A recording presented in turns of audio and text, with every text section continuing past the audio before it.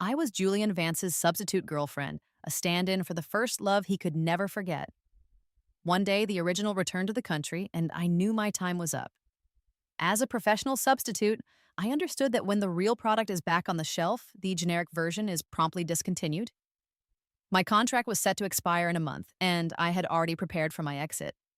I quietly moved out of the grand villa, adopted a cat, and settled into a small suburban house I had purchased in advance, fully prepared to embrace a life of peaceful early retirement.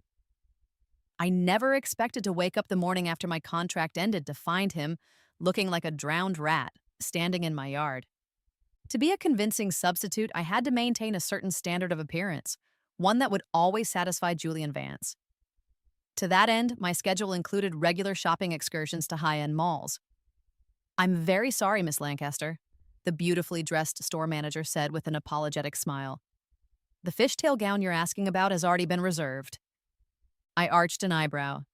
The dress was a new arrival for the season, a unique piece that had just been delivered that very day.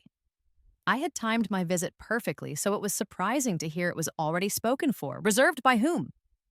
The manager's expression was a delicate mix of professionalism and a hint of shared gossip.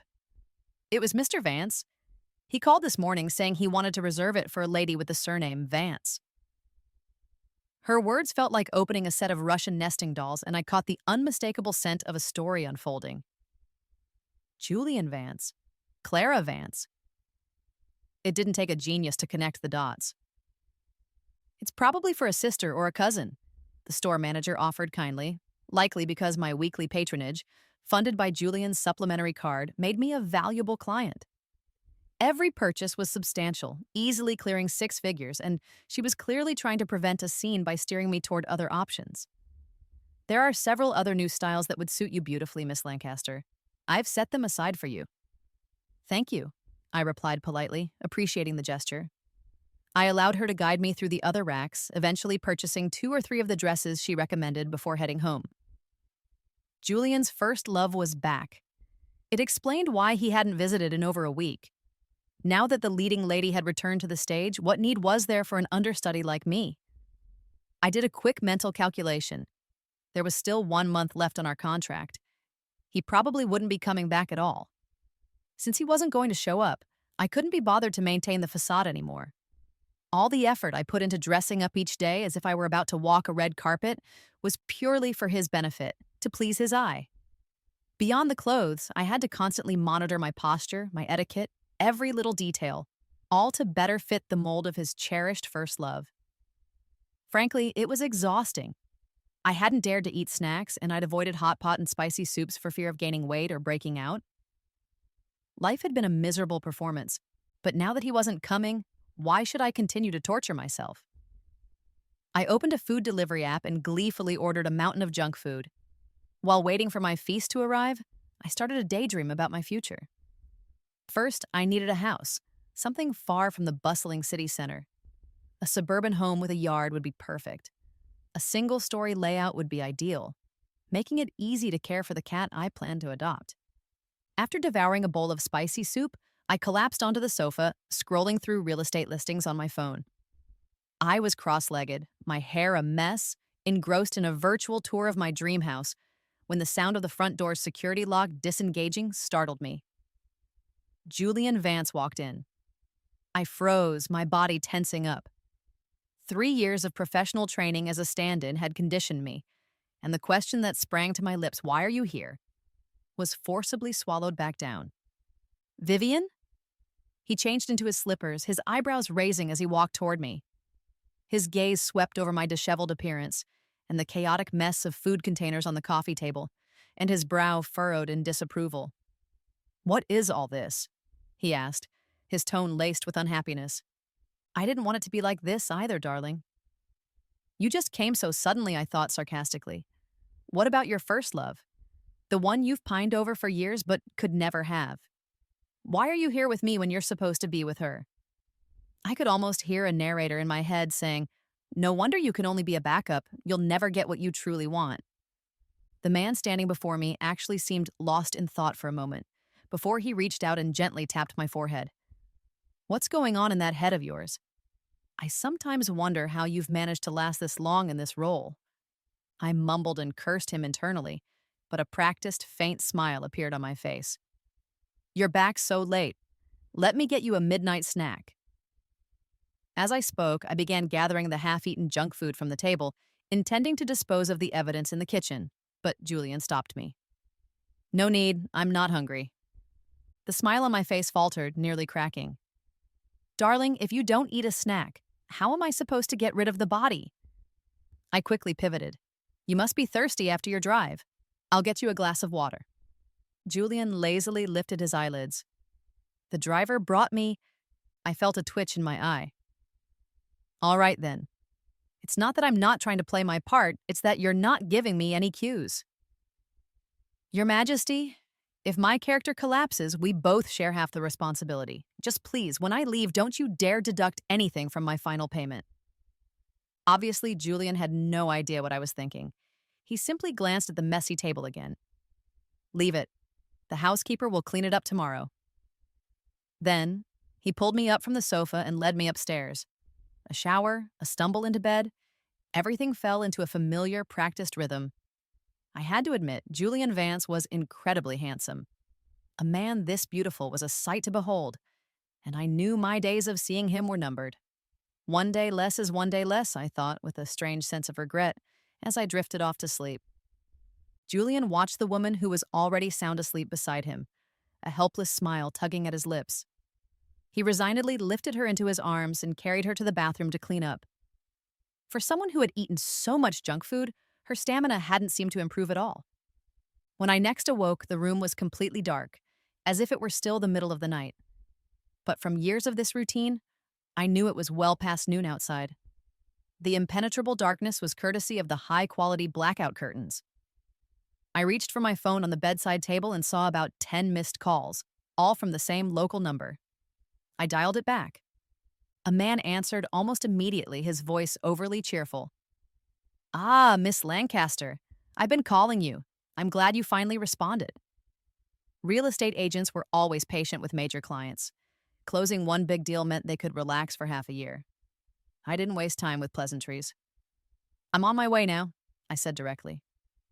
After getting dressed and tidying myself up, I headed out to see the house. Downstairs, the coffee table had been completely cleared of last night's mess, presumably by the housekeeping service. I didn't give it much thought, slipped into a pair of comfortable shoes, and left. The house I was interested in was deep in the suburbs. With no traffic, the drive still took a full 2 hours. As I got out of the car, I thought to myself that this suburb was truly a suburb with no frills attached. The house, however, was exactly what I wanted. It had a spacious yard, a single-story layout that I found appealing, and most importantly, a thick, ancient tree in the yard that was said to be over 100 years old. I could already picture myself a month from now, sitting in a rocking chair under its shade, fanning myself with a cat purring in my lap.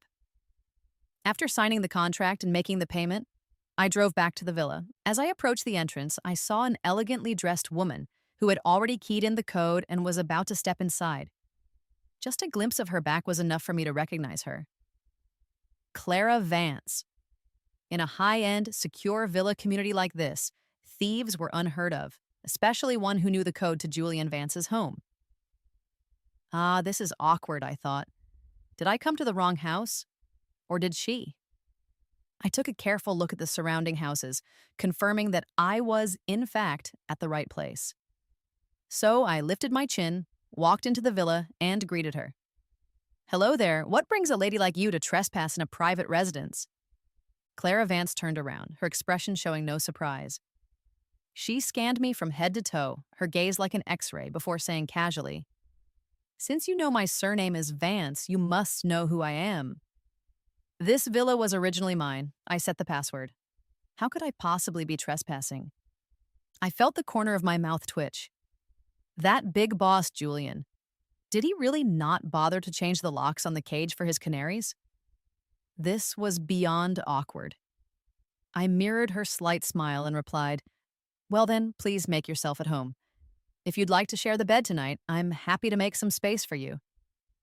Clara choked slightly, thrown off balance.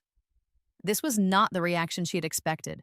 She had come here to assert her dominance, to claim her territory. but the person in front of her was practically inviting her in.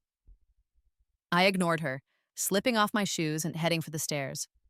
The long drive to the suburbs had worn me out and I needed a break. "You seem quite comfortable," I heard her remark from behind me just as I was about to go upstairs. I paused and turned, looking at her with genuine confusion. Then I heard Clara say, "Looking at your face, I feel like I'm seeing myself from 3 years ago." I was speechless. Was she trying to tell me that I looked like her? Or was she just reminding me of my status as Julian's stand-in? "Well, thank you," I said flatly. "I was aware of that when I signed the contract 3 years ago." Clara's tone shifted, becoming sharper. "You don't deserve Julian. You should leave now. He will only ever be mine." "That won't work for me," I said, tucking a loose strand of hair behind my ear and offering a pleasant smile. "The contract doesn't expire for another month. If I leave now, it would be a breach of contract. Not only would I forfeit my final payment, but I might even have to pay a penalty. I'm not interested in doing something so unprofitable." Clara let out a soft laugh, a sound dripping with condescension, mocking my perceived overestimation of my own importance. "Continuing to cling to him is meaningless. I just feel sorry for you and don't want to see you end up in a terrible position. That's why I came to give you a friendly warning. After all, you're still young and don't understand how these things work." "I'm 23 this year, which is indeed young," I mused. "But where does a 26-year-old woman like you get this sense of superiority? Mature beauty? Sorry, but that's out of style. Everyone prefers a younger look these days. Even when it comes to handsome men, people are all about the little puppy type now." I feigned a look of surprise, my eyes sweeping over Clara's face. "Miss Vance, you're much older than me. I thought you only looked to be 27 or 28, just like Mr. Vance." Visibly, Clara's face froze. She stared at me in disbelief, her expression a mixture of shock and doubt. 27 or 28? Do I look like I'm 27 or 28? She nearly shrieked. I held back my laughter and nodded with grave seriousness. "That's right. You look like a woman in her late 20s. Intelligent, sophisticated, and beautiful." She must have been deeply rattled by my comment. Clara left with a face as pale as a sheet, and in her haste, this so-called first love of Julian's was so rude, she didn't even close the door behind her. I turned and shut the door myself, then went to my room, changed my clothes, and fell into a deep sleep.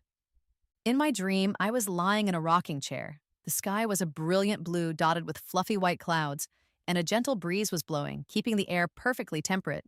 In my arms, a snow-white Persian cat was purring contentedly, allowing me to stroke its soft fur. It was pure bliss. Unfortunately, my beautiful dream life was interrupted by Julian Vance. I felt a sudden shortness of breath, and my eyes fluttered open to see a magnified, handsome face. His eyes were slightly closed, and he was kissing me with such seriousness that he didn't even realize I was awake. I suspect he was trying to murder me via suffocation. I was almost out of air. I reached out and pushed him away with all my might. Julian paused, opening his eyes. His lips parted slightly, allowing me to gasp for breath. He looked down at me with a half smile, his expression full of teasing. "After all this time, you still can't hold your breath." I couldn't help but roll my eyes at him. Breaking character. Whose family steals kisses and expects the victim to hold their breath during the assault? Go to hell. It's a good thing it's just me. If it were anyone else, you would have gotten a slap across the face the moment they woke up. Julian just smiled, apparently finding my eye rolling surprisingly cute. 3 dark lines could have appeared on my forehead. I desperately wanted to lose my temper, but I couldn't. The contract hadn't expired yet. I forced a smile onto my face and asked sweetly, "Have you had dinner?" What the hell is this? This guy's first love bullies me during the day, and then he comes to bully me at night. Can't you people resolve your own internal conflicts without dragging me into them? I was smiling on the outside, but cursing a blue streak on the inside. In the next second, Julian lifted me from the bed. "I was just calling you to get up for dinner." "Oh, thank you so much," I thought sarcastically. "If you hadn't called me, I would have just waited for breakfast tomorrow." I didn't feel hungry at first, but once I sat down at the dining table, my stomach rumbled and my appetite surged. I discreetly finished a bowl of white rice, and my half of the 3 dishes and soup on the table, then smiled and said, "You should eat more. I'm finished." Julian glanced at my empty plate and nodded. He had always adhered to a strict principle of not talking during meals, and he continued to eat quietly and elegantly. I sat across from him, simply admiring the view. I had to say, handsome men were just built differently. No matter what they did, they looked good. Even watching a handsome man eat was a particularly pleasing sight. I watched with a quiet smile as Julian finished 2 bowls of white rice and the other half of the food. I knew he was still holding back, as it wasn't advisable to eat too much at night. Otherwise, based on his usual appetite, he would have easily had at least 3 bowls of rice. My mind couldn't help but drift to the fairy-like image Clara had presented earlier in the day. A strange thought popped into my head. Could it be that Julian eats too much, and Clara finds it too embarrassing to be seen with him in public? Julian put down his empty bowl and chopsticks, only to find the girl across from him staring at him with a bizarre smile. To be specific, it was a look of sympathy mixed with schadenfreude, the kind of silly expression someone has when they're enjoying a private joke. He couldn't help but fall silent. Had his dinner turned into some kind of performance art? I snapped back to reality and stood up gracefully, trying to cover up my strange emotions. "I'll clean up." Julian stopped me. "No need. The housekeeper will come tomorrow. You can accompany me upstairs to help me digest." Digest my foot, I thought. It's the first time I've ever heard someone describe staggering to bed in such a peculiar way. At a critical moment later that evening, Julian suddenly stopped moving. He nibbled on my ear and asked in a low voice, "Clara, what did she come here to tell you?" My mind was a complete mess, and I was so flustered I wanted to scratch him. How was I supposed to answer his question in this state? But he seemed unusually impatient today, seemingly unwilling to give up until he got an answer. Be good," he coaxed. "Tell me, and I'll give you something nice. What did she say that made you look at me like that while I was eating?" I wanted to cry, but had no tears. How had I been looking at him? Julian's voice, like a demon's whisper, echoed again. "Vivian, tell me." She said, "For me to be more sensible." I finally yielded, summarizing Clara's little speech. Truthfully, Clara was overthinking things. I might not have many merits, but 2 things I excelled at were being beautiful and being sensible. Being beautiful was what led Julian to seek me out as a substitute for his first love for 3 years. I never went to any strange places or took on any sordid jobs. Being sensible meant that I only coveted Julian's looks and money, without ever letting my heart get involved. As Julian's cherished secret, hidden away in his golden house, I was occasionally taken out to meet his friends. It was from them that I pieced together the complete story of Julian and Clara Vance. Although their surnames were the same, they weren't siblings and had no biological relationship. They were just incredibly fated. Their parents had given them names that were nearly identical. They met in high school in the same class on the first day of registration. The roll call immediately made them the center of attention. One was handsome, the other beautiful and graceful. Everyone, including their homeroom teacher, asked if they were related. After they both denied it, someone even suggested they might have a distant family connection they were unaware of. Annoyed by the constant questions, Julian took Clara to get a paternity test and posted the results on the school bulletin board, which finally put the matter to rest. Of course, that was just the beginning of their story. A handsome boy and a beautiful girl, both in the most innocent period of their youth, naturally developed a certain chemistry. A hazy, unspoken attraction grew between them. Almost everyone who pursued Julian had to compare themselves to Clara, and everyone who pursued Clara had to measure up to Julian. Unknowingly, their bond grew closer, and they eventually agreed to attend the same university. Listening to this part of the story, I couldn't help but sigh. Ah, what a beautiful and pure connection. However, the turning point was coming. After starting university, a new handsome man suddenly appeared by Clara's side, one who was on par with Julian. This person always seemed to show up exactly when Clara needed him most, and Julian was gradually overshadowed. After graduating, Clara and this other handsome man, Marcus Thorne, went abroad together. It was then that Julian, in an attempt to forget and move on, found and hired me. At that moment, hearing the tale, I couldn't help but think, Julian, are you an idiot? You didn't make a move when she liked you the most. And now that she's with someone else, what's the use of finding a substitute to reminisce? But by then, I was already his, and it was too late to say anything. The key was to maintain my persona without breaking character. After all, I was after his money, and he was after my face, which just so happened to resemble Clara Vance's. When I woke up the next morning, I decided I should go shopping again. The initial agreement stated that anything I acquired during our relationship, I could take with me when it ended. Since that was the case, why shouldn't I buy more? After all, the cost of a few dresses and bags was just a drop in the bucket for a man like Julian Vance. At the mall, I watched a man and a woman not far away, affectionately picking out clothes together, and I raised an eyebrow. The woman was Clara Vance, and she was with a man who was definitely not Julian. I recognized him, though. Unlike Julian, who never appeared in the news, this man's various escapades were everywhere. He was Julian's business rival, Marcus Thorne. Clara seemed to see me from a distance and acknowledged me with a slight raise of her own eyebrow. Her face was full of pride, and the fairy-like image she had projected before completely shattered in my eyes. I don't know what she said to Marcus, but he flashed a smile that he probably thought was charming, but which struck me as sleazy and greasy. Then, he leaned in and kissed her hard on the lips. I stared at the couple who were now embracing across the store, my expression complicated. I pulled out my phone to check the time. Barely an hour later, I saw Clara again, this time with Julian. At that moment, I felt no jealousy or envy. Only a strange thought popped into my mind. Do Julian and Marcus Thorne count as having had an indirect kiss? And what about me and Clara? No, no, no. We definitely do not count. Julian and I were together last night. He's a very hygienic person. A bit of a neat freak, even. He would have already brushed his teeth and washed his face, so Clara and I definitely do not count.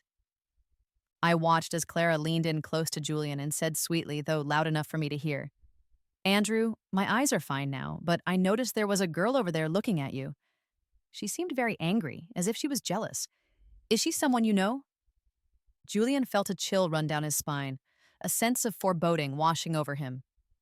Just moments before, they had been walking when Clara suddenly claimed something was in her eye and asked him to help her blow it out.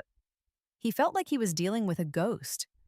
How could someone get something in their eye in a climate-controlled mall with no wind or dust? However, for the sake of his long-term plan, he had cooperated. Otherwise, how could he maintain his persona of a deeply emotional man still hung up on her? He felt the hairs on the back of his neck stand up. In this mall, the only girl he knew who fit that description was one person, Vivian Lancaster, the one who loved to shop here. He gritted his teeth and turned around, and sure enough, he saw his pampered little canary looking at him with a complex expression. Julian, danger. Clara, you idiot. You've gotten me into trouble. Clara, oblivious to his inner turmoil, looked at me as if seeing me for the first time and asked in a puzzled tone, Miss, are you Julian's girlfriend? Without waiting for my answer, she continued, Please don't misunderstand. I just had some discomfort in my eyes, so I asked Julian to help me take a look. I'm so sorry for causing a misunderstanding. Julian, at that moment, just wanted to get rid of her. Not wanting to hear her speak another word, he pinched the bridge of his nose and said, Clara, there's no need to explain to her. She's just an insignificant person. However, Clara clearly didn't get the hint and finished her little speech. We're just very good friends. There's no other kind of relationship, so please don't get the wrong idea. I felt like this little drama didn't need my participation at all. Here I was, standing silently, and my entire role had already been written and performed for me. Clearly, you city folks really know how to play games. I, a simple girl from the mountains, couldn't keep up. I smiled and nodded. As long as you're happy, that's all that matters. I don't know what Julian was thinking. Since I was just an unimportant person, it would have been better to pretend we didn't know each other and keep our distance. Instead, he insisted on walking up to me and said, You go back first. I looked at him, my expression blank. Doesn't matter anymore. Where am I supposed to go? Just hurry up and give me my final payment. He seemed to misinterpret my look and said quietly, I'll explain everything when you get back. I don't know what he wanted to explain. I just watched his lips move, held back for a moment, but ultimately couldn't resist. I remember you have a thing about cleanliness. Julian was taken aback by the question and instinctively nodded.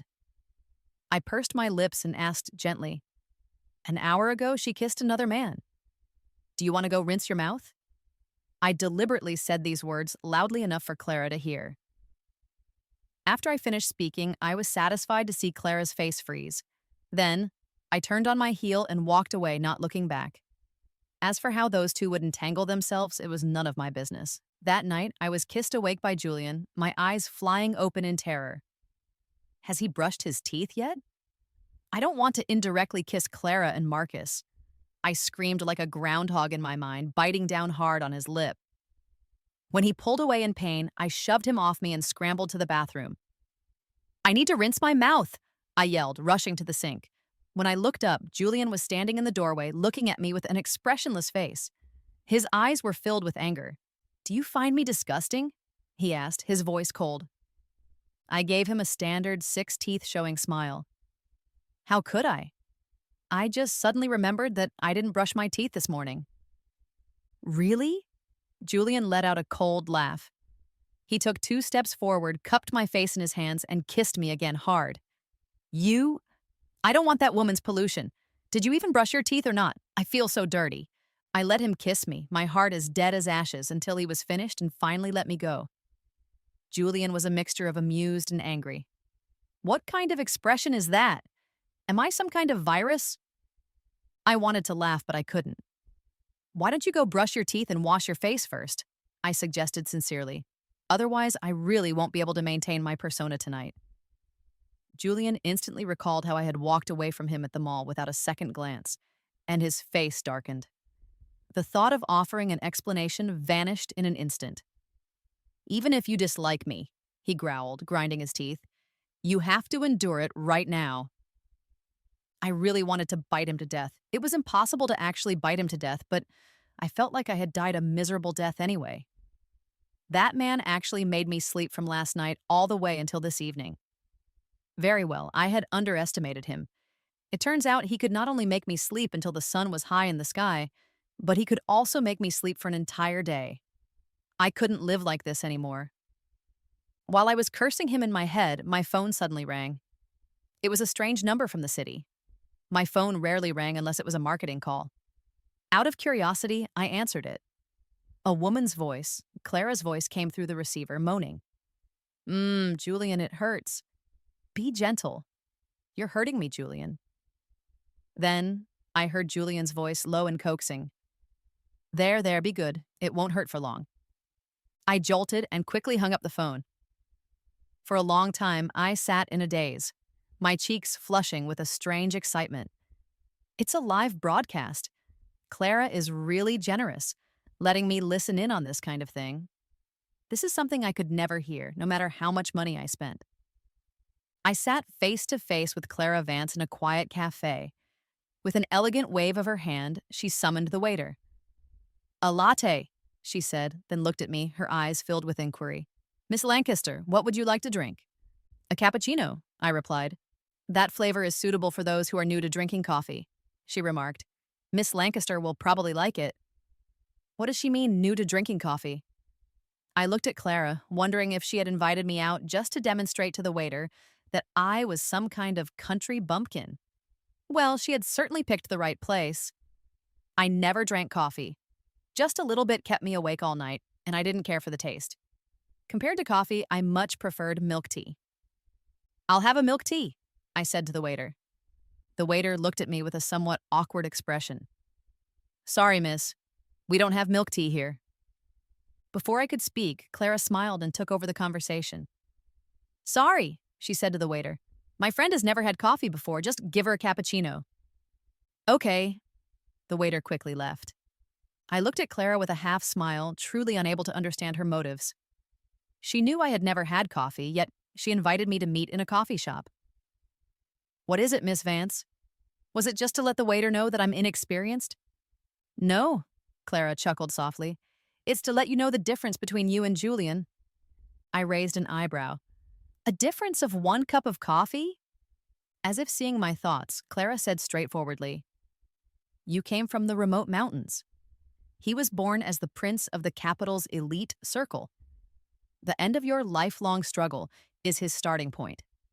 The things you can never reach are his daily life. I suddenly realized her point. You are right. Clara smiled gently, satisfied with my understanding. Then remember, you just look like... I snapped my fingers, interrupting her. I really think you are absolutely right. After careful consideration, I realized that with my own abilities, I could work hard my whole life and still not earn enough for a comfortable retirement. But following Mr. Vance is different. If even a little bit of his wealth leaks through his fingers, I can live exceptionally well. Miss Vance, you are truly a good person. I will definitely hold on tight to Mr. Vance. Clara's smile froze for a moment, then blossomed again. You don't have to pretend to be clueless with me. Julian loves me. With just a casual word from me, I can make you leave immediately. Moreover, I can help him in his career. Can you? You only know how to spend his money on things that don't even suit you, she said, her gaze sweeping meaningfully over my clothes. Today I was wearing a traditional cheongsam, a casual style that wasn't too eye-catching. To cater to Julian's ideal image of Clara, the clothes I bought were all soft and gentle in style. Long skirts, short skirts, traditional Western. The effect was always elegant and graceful. There were even a few skirts adorned with little white flowers. I couldn't stand those, so I hadn't bought any more like them. I had always thought this style suited me quite well. Was it really not suitable? The coffee arrived. Clara elegantly picked up a small spoon and gently stirred her latte. She lifted the cup with practiced grace and took a sip. If I didn't know she was drinking coffee, I might have thought she was sipping something strange. Seeing that I hadn't touched my cup, Clara smiled and said, Cappuccino has a very milky flavor. You should try it. Little girls love it. I still didn't move. I felt that this boring meeting should come to an end. Thinking this, I prepared to leave. She saw my intention and reached across the table, grabbing my hand. She winked at me, a hint of pride in her smile. You don't believe what I say, do you? Let me make you believe. Before I could react, I saw her firmly hook my hand with 2 of her fingers, while her other hand lifted her coffee cup and splashed it all over her own head. My fingers ached from her forceful grip. At the moment she splashed the coffee, I took advantage of the brief loosening of her hold to shake my hand free. The coffee cup flew from her grasp, landing on the floor with a loud crash and shattering into pieces. What kind of first love is this? She has such strength in just 2 fingers. And this kind of cliché scene. What are you doing? Suddenly, from behind me came Julian's deep voice.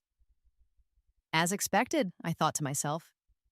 Clara immediately began to explain for me. Julian, don't be angry. Miss Lancaster definitely didn't mean it. She probably just drank coffee for the first time, thought it tasted bad, and wanted me to try her cappuccino. And then she accidentally... This excuse was so poorly crafted. Don't bother coming up with excuses next time. It made me unsure how to cooperate even if I wanted to. There was a complete set of coffee brewing equipment in the villa. Julian himself had personally taught me how to brew coffee step by step.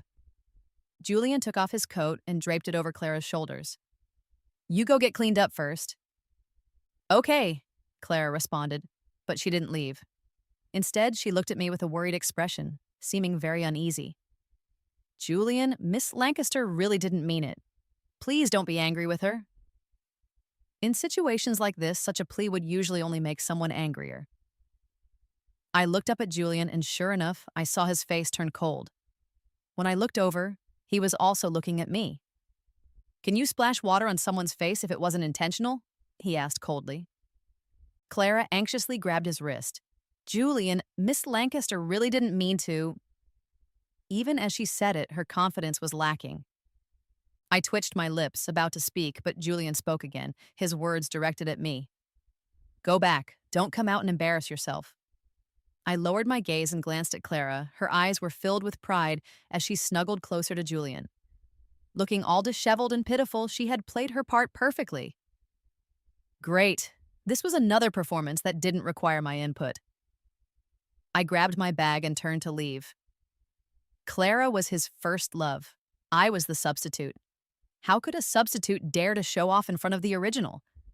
I had given up any desire to argue. With that time, I might as well go back and eat another pound of spicy crayfish.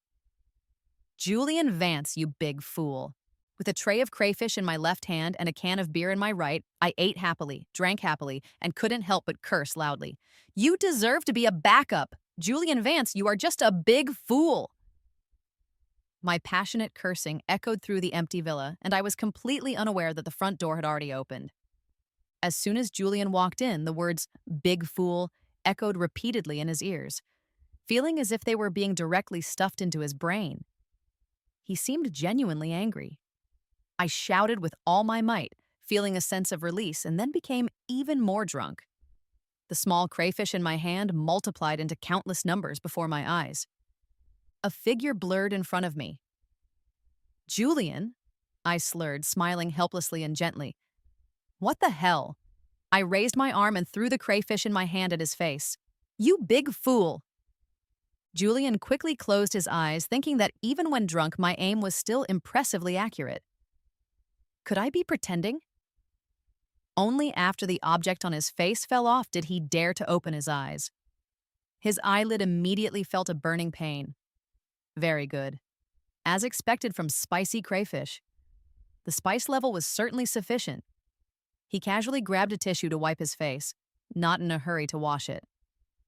After dealing with the girl who had collapsed onto the sofa, he carried her to the bedroom, wiped her clean with a hot towel, and tucked her under the covers. Then, he finally went to wash his own face. The spot where the crayfish had hit had already turned red from the spice. Julian stared at his reflection in the mirror for a moment and licked his cheek. Consider it revenge for what I said to you earlier, he thought. Now we're even. Then he went downstairs and cleaned up the messy living room. I squinted and sat up, wanting to go to the bathroom and get some water. I vaguely saw a cup of water on the bedside table. I picked it up and gulped it down. The water was still warm.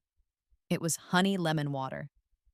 Such thoughtfulness probably only came from that elusive housekeeper who was like a dragon, showing its tail but never its head. After drinking the water, I felt a strong urge to urinate and scrambled to the bathroom. After taking care of my business, I opened the calendar on my phone and counted the days until the contract expired. Almost there. I can start moving things to my little house now. I happily started to pack my clothes, jewelry, and bags, all of it. Although these things were bought to create a persona, they were all purchased according to my own preferences. It was a bit like using public resources for personal gain, but what did it matter? A stand-in is just a stand-in. If I looked 100% like the original, wouldn't that offend the first love? A substitute should be 50% similar and 50% different. Being vague and indistinct was the least annoying approach. Otherwise, how could I have endured it for 3 years? In this regard, no one understood the job better than I did. By the time I had moved everything to the ground floor, like a little hamster hoarding its treasures, Julian still hadn't come back. I wasn't surprised at all. That day in the cafe, I had essentially splashed him with a whole cup of coffee. Shouldn't he feel a bit heartbroken for Clara and, by extension, dislike me? I sat on the balcony swing, drinking milk and gazing at the night sky. Today was the last day of the contract. Once the sun rose, I could go buy a cat and start my new life in my little house. I happily fantasized for a while and fell asleep snuggled in my blanket. Because I went to bed early last night, I woke up just as the sky was beginning to lighten. It was the best time of the morning and a great time to visit the flower, bird, and fish market. I packed up my remaining things, stuffed my nightgown into the last large bag I had set aside, and walked out of the villa, feeling light and cheerful. I had moved all my other belongings. My traces in this villa had been completely erased. As long as Julian paid the final breakup fee, I would be set. The flower, bird, and fish market lived up to its name. Everything that flew, walked, or swam was for sale. I bought a snow-white Persian cat, only a month and a half old, who was particularly well-behaved and beautiful like a noble princess. I carried her in a kitten carrier, and she was quiet and didn't make a fuss, just looked at me with her big, curious eyes, making my heart race. I felt like I was in love. She was truly my dream cat. Princess, I whispered, I will definitely love you well in the future. Not long after Princess and I got home, a small truck delivered a large order to our door. It was all the cat supplies I had ordered, everything for eating, drinking, and playing. The delivery man almost cried when he saw my remote location. Miss, he said, isn't it good in the city? Why do you have to live in such a remote corner? I've almost spent $200 on gas just to get here. I'll give you extra money for the trouble, I said. The delivery uncle shook his head. That's not what I meant.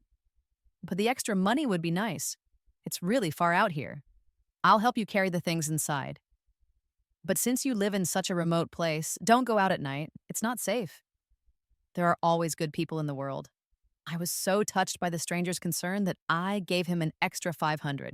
I let Princess out of her carrier, and she seemed to know that this would be her new home. She wandered back and forth through the yard and the house, exploring every corner. After she had finished her inspection, she ran over to me and rubbed against my leg before continuing her patrol. I busily set up her bed, toys, and food bowls, and by the end of it, I was quite tired. Fortunately, I had had the foresight to stock up on a lot of food. Otherwise, in this suburb, even delivery services wouldn't come. And even if they did, hot dishes would have turned into cold ones by the time they arrived. After finishing my meal, I took Princess to bed with me. I slept very soundly, and luckily there were no thieves at the door. Otherwise, I wouldn't have even known if I had been robbed. If it weren't for Princess licking my face awake, I probably could have slept even longer. The sun was shining brightly outside. It looked like a beautiful day. Princess's food bowl was in the yard. When I opened the door to feed her, I discovered that the ground outside was wet, with puddles in some places. It must have rained last night. I had no idea. Maybe there was no thunder. It definitely wasn't because I was sleeping too soundly. Princess liked to be clean and didn't like the wet floor. She meowed anxiously at my feet, her little short legs dancing around, and I couldn't help but laugh. I squatted down and patted her. Princess, you are just too adorable. How can you be so cute? I hurried to get her bowl, which was surprisingly filled to the brim with rainwater. I poured the water out, rinsed the bowl, and added some cat food, squatting beside her to watch her eat. The tiny little thing buried her whole head in the cat bowl. She had reached a new level of cuteness. Suddenly, some discordant sounds broke the morning peace. First, there was a dull thud, as if something had been kicked, accompanied by a slight rustling of clothes. I was a bit confused and looked in the direction the sound was coming from. When I saw clearly, my eyes widened instantly. Look at what I'm seeing. Am I still dreaming? I actually saw Julian Vance jump over a 2.5-meter-high wall and land in my small courtyard. What the hell? I looked at the wall behind him. There were shards of glass on top, but no electric fence. I decided I needed to install one immediately. My domestic negligence aside, Julian looked colder than I had ever seen him. He walked towards me step by step, stopping just a foot away. Vivian Lancaster, he said through gritted teeth. Did you sleep well last night? He barely stopped himself from kicking me. Can you imagine? He had prepared 999 colorful roses, ordered a custom cake, and brought a ring, nervously and expectantly heading back to the villa to confess his feelings and propose, only to find the place completely empty. If it weren't for his people constantly monitoring Marcus Thorne and Clara, he would have thought his little canary had been kidnapped. As he approached, I felt a chill wash over me. I shrank my neck, only then realizing that the chill was not solely due to his aura, but also his appearance. His high-end suit was wrinkled into a pickle, and the hem of his clothes was still dripping with water. Where did this drowned chicken come from? I couldn't help but burst out laughing. It was my first time seeing the impeccable Julian Vance look so disheveled. His face immediately darkened. He grabbed me and pulled me into the house. He quickly scanned the room, noting that it was quite spacious and the decoration was decent. The things that used to be in the villa were now all here, not chaotically thrown about, but arranged in an orderly fashion. Very good, he seemed to think. She definitely didn't move all this in one day. I knew he was looking at the house, but I didn't know why. He was soaking wet, and his damp clothes were making my nightgown wet, which was very uncomfortable. I struggled to get him to let go of me, and with one forceful move, he threw me onto the sofa. I had just started to get up when he pressed down on top of me. Julian Vance, you big fool! You got my clothes wet! After cursing, I suddenly realized what I had said and immediately covered my mouth with my hand, looking at him with wide, innocent eyes. Julian licked his lips and grinned. Come on, tell me. How many times have you wanted to curse me like that? Or rather, how many times have you already cursed me like that in private? A Julian like this looked particularly sinister, more dangerous than ever before. My survival instinct kicked in and I shook my head frantically. I'm not. I didn't. Don't talk nonsense. Really? He let out another light laugh. They say hitting is affection and scolding is love. So, does that mean you love me? Can someone please tell me what on earth has gotten into Julian Vance? No way. The only thing that could provoke him like this had to be Clara. Clara, you dead green tea. You dig the pit, but don't bother to bury the body. You'll fall into a pit and die yourself sooner or later. I cursed her fiercely in my heart and pushed him hard. Julian, stop going crazy. Whoever provoked you, go find them. Our contract has expired. I am no longer your first love substitute. Get away from me. I thought these words would at least make him back off. After all, he was usually such a rational and restrained person. How could he possibly tolerate this? As a result, Julian just glanced at me lightly and said, I know. While I was extremely confused, he picked me up and carried me towards the bathroom with one arm, kicking off his shoes and taking off his suit jacket as he walked. By the time we reached the bathroom door, his upper body was already bare. Is this something I can still see now that we don't have a contractual relationship? Of course not. I covered my eyes with my hands and shouted, Stop it! It was impossible to stop. I felt myself die and then come back to life, only to die again. When I opened my eyes again, the first thing I felt was my whole body aching. I stared blankly at the ceiling, feeling hopeless. Very good. I had gained new insights about Julian Vance. It turns out that guy had so many tricks up his sleeve. I cursed under my breath and crawled out of bed, putting on my nightgown. I had to go to the yard to look for Princess. I didn't know if Julian had mistreated her. As soon as I opened the bedroom door, I gasped. Julian Vance, you really are mistreating the princess! I rushed over and rescued the tiny kitten from his hands. Julian twitched the corner of his mouth. I wasn't mistreating her. I just grabbed her by the scruff of her neck. Why did you grab her? She's so small. It must have hurt her, I said, gently stroking Princess's fur to soothe her frightened little heart. She shook her fur in my arms and was about to jump to the ground. I was afraid she would fall, so I quickly set her down. Then, she ran over to Julian and, with a little effort from her 4 tiny paws, started to climb up his pant leg. While climbing, she rubbed against him, looking utterly besotted, my heart shattered. Julian, who had initially been blamed and was feeling a bit angry and unjustly accused, was now smiling. He lifted the little creature again and said, See, it's not that I want to lift her. It's that she keeps trying to climb on me. I'm cooking right now. Do you want to eat cat hair? Princess was lifted again, and I quickly hugged her back, saying disapprovingly, Don't lift her like that. Julian choked up and licked his back gums. With a cat in my arms, I became curious about another thing. You're cooking? Look at what I just heard. My domineering CEO, my financial backer, was actually cooking, and was it for me? Was I crazy, or was he? Julian snorted coldly and pushed me towards the dining table. Eat. I had ample reason to suspect he was trying to poison me, but when I saw the 3 dishes and a soup on the dining table, I was stunned. No way. I trembled as I picked up my chopsticks, trembled as I grabbed a piece of shrimp, and trembled as I brought it to my mouth. The familiar taste, the familiar texture. It was the cooking of the elusive housekeeper from the villa. What the hell? There's nothing more horrifying than this. I cautiously glanced at Julian across from me and smiled. You called the housekeeper over?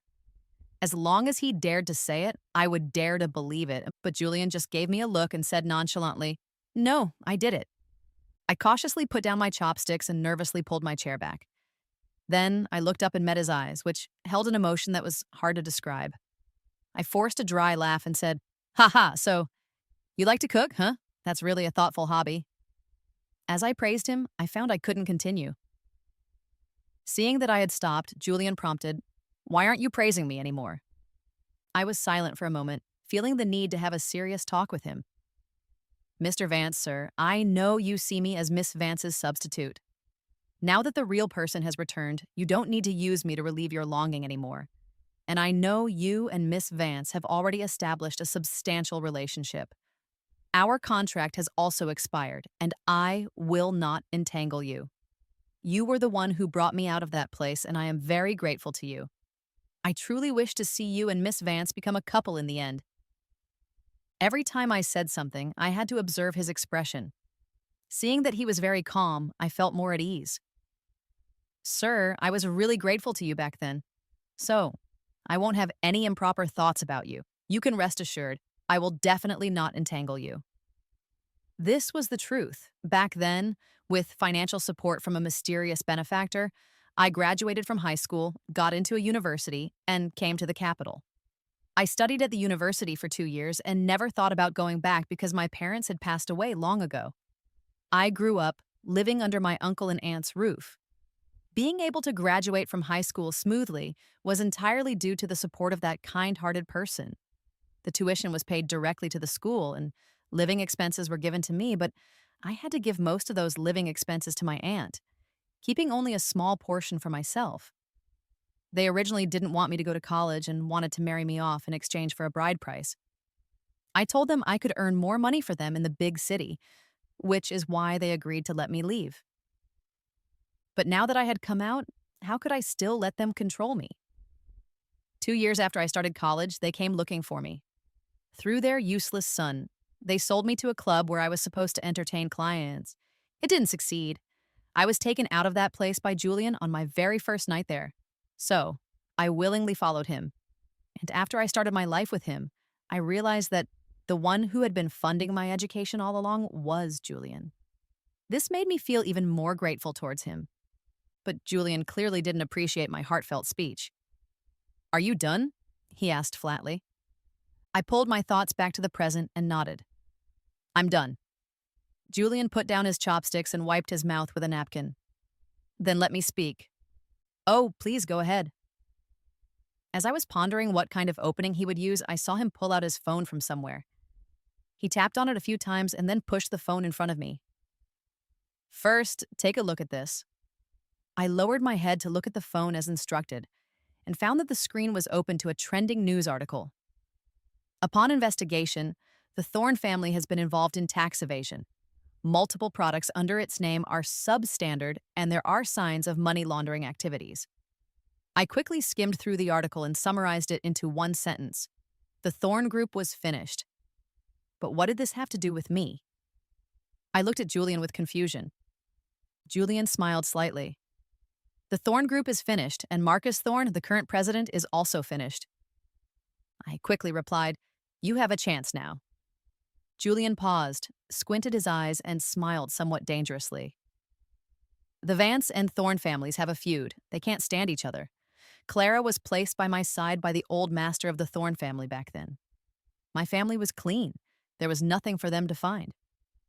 So they targeted me. I have nothing to do with Clara. It was all just to confuse the Thorne family that I occasionally cooperated with her." I was dumbfounded after hearing this. I opened my mouth and could only offer one comment. "You have made a great sacrifice for the sake of your career. You even contributed yourself." I wonder if he understood what I meant. I saw the veins on his forehead popping. I shrank my neck in fright. Heaven was my witness. I absolutely did not mean to mock him. I was just stating the facts. Julian gritted his teeth. "I have a clear conscience with Clara. I haven't even held her hand." "But she wrapped her arms around your waist and kissed your lips." Uh-oh, this is really a reflex. Definitely not a deliberate act. "No," Julian said firmly. "That day in the mall was a performance she deliberately put on for you to see." I glanced at him, a rare stubbornness flaring up. I ran to my room, took out my phone, and searched for the recording. Ever since my aunt and uncle had set me up and sold me, my phone had the automatic recording function turned on to always keep evidence. The recording from that day was still there. I pressed play. Suddenly, the dining room was filled with Clara's delicate, moaning voice. Julian listened with an increasingly dark expression. And when he heard the last line, "Be good. It won't hurt soon," he completely lost it. "That was edited by her," he snapped. I blinked my eyes, my expression clearly saying, "Please start your explanation." Julian said expressionlessly, "Previously, she deliberately fell and sprained her ankle, then called me to take her to the hospital. Then she made me take her home and asked me to apply medicine for her." The more he spoke, the more disgusted his expression became.